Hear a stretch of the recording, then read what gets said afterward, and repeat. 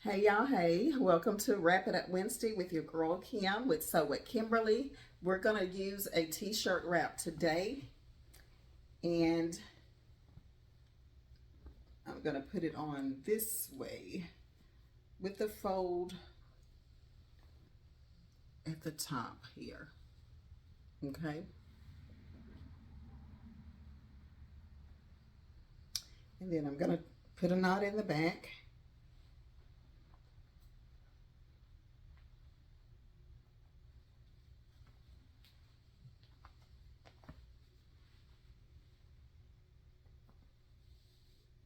Okay, you got that.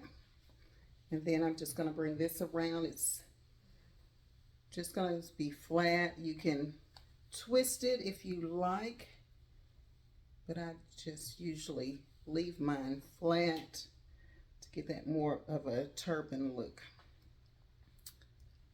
So this is a good style also for the guys if y'all wear head wraps.